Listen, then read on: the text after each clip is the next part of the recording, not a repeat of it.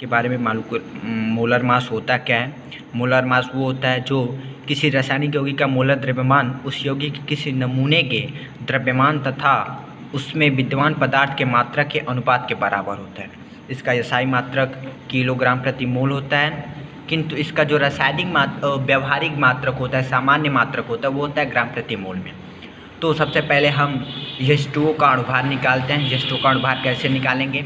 H2O किन किन compound से मिलके बना होता है, यहाँ आप दोस्तों देख रहे हैं। हाइड्रोजन और ऑक्सीजन से मिलके हमारा बनता है जल। तो हाइड्रोजन का यहाँ कितना मोल है? हाइड्रोजन यहाँ 2 मोल है। ऑक्सीजन कितने मोल है? ऑक्सीजन 1 मोल है। तो अणुभार निकालने का सबसे आसान तरीका होता है दोस्तों कि हाइड्रोजन 2 मोल है तो 2 का गुणा किस में कर देंगे? उसका जो परमाणु भार होता है। तो हाइड्रोजन का परमाणु भार 1 होता है और हाइड्रोजन का यहाँ मोल कितना दिया है? 2 मोल दिया है। तो 2 का गुणा किस में कर देंगे? 1 में। प्लस इसके बाद ऑक्सीजन कितना मोल है? ऑक्सीजन 1 मोल है। ऑक्सीजन का एटॉमिक परमाणु भार कितना होता है? 16 होता है। तो 2 गुणे 1 इक्वल टू 2 और 1 इंटू 16 इक्वल टू 16। तो टोटल कितना हो गया? 16 और 2 18, यानी कि H2 का जो हमारा परमाणु भार होगा वो कितना होगा? 18 होगा। अब इसके बाद हम NH3 की बात कर लेते हैं, अमोनिया की।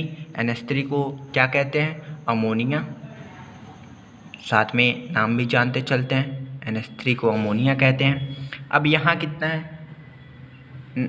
यहाँ कौन कौन सा कंपाउंड है? एक नाइट्रोजन है और एक हाइड्रोजन है।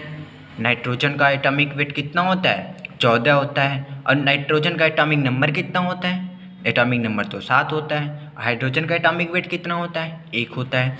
यानी कि N कितना दिया हुआ है? N का कितना मोल है? 1 मोल है। नाइट्रोजन कितना है? सिर्फ 1 है। तो 1 कर दिए गुणे और इसका जो परमाणु भार होता है वो कितना होता है? 14 होता है। इसका परमाणु भार कितना होता है दोस्तों?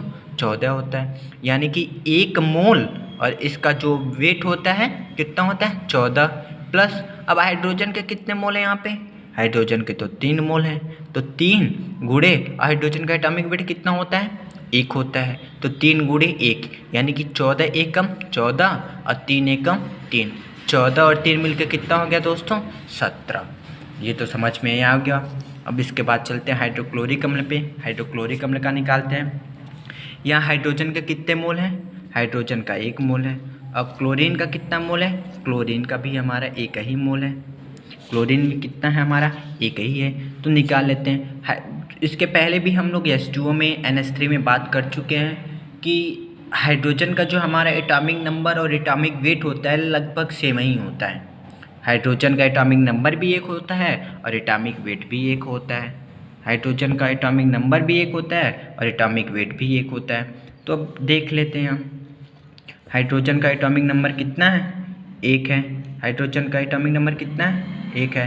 हाइड्रोजन का एटॉमिक नंबर भी 1 होता है, वेट भी 1 होता है। तो अणुभार निकालने के लिए क्या करना पड़ता है? एटॉमिक वेट में गुणा कर देते हैं उसके जितने मोल होते हैं। तो हाइड्रोजन के यहाँ कितना मोल है? 1 मोल है। हाइड्रोजन का कितना मोल है? 1 मोल है। तो हाइड्रोजन का एटॉमिक वेट कितना है? 1 एटॉमिक वेट हो गया, उसका गुणा किस में करती हैं? 1 में करती हैं। आगे चलते हैं प्लस। अब यहाँ क्लोरीन का कितना मोल है? क्लोरीन भी हमारा 1 मोल है। और क्लोरीन का एटॉमिक वेट कितना होता है? 35.5 होता है। तो 1 का गुणा 35.5 में कर देंगे।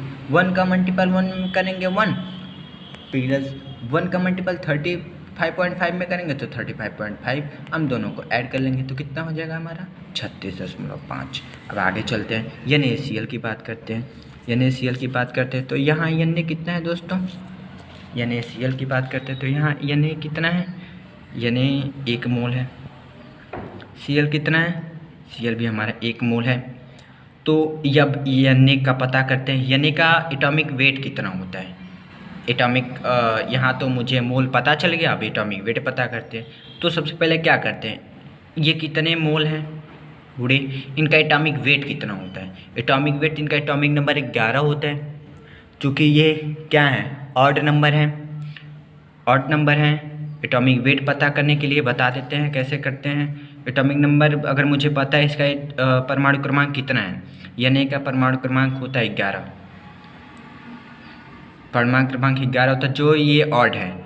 तो क्या करते हैं, अगर ऑड नंबर रहता है, मुझे इसका परमाणु भार ज्ञात करना है, तो क्या करते हैं, जो नंबर दिया रहता है गुणे 2 + 1 कितना हो गया, 11 दूना 22 और 1 23। क्या करते हैं दोस्तों, जो हमारा ऑड नंबर रहेगा उसमें 2 का गुणा करके 1 ऐड कर देते हैं। जो हमारा ऑड नंबर है उसमें 2 का गुणा करके 1 ऐड कर देते हैं, तो हमको क्या पता चल जाता है, उसका परमाणु क्रमांक, एटॉमिक वेट, परमाणु भार मुझे पता चल जाता है उसका। तो कैसे पता चला, यानी का परमाणु भार कितना हो गया हमारा 23 प्लस। अब क्लोरीन का कितना होता है, क्लोरीन का दोस्तों हमने पीछे बता चुके हैं, क्लोरीन का 35.5 होता है। तो यहाँ क्या करेंगे, 1 मोल क्लोरीन का है प्लस 35.5 कितना हो गया 23 + 35.5 इक्वल टू कितना हो गया 58.5। ये रहा दोस्तों आपका राइट आंसर।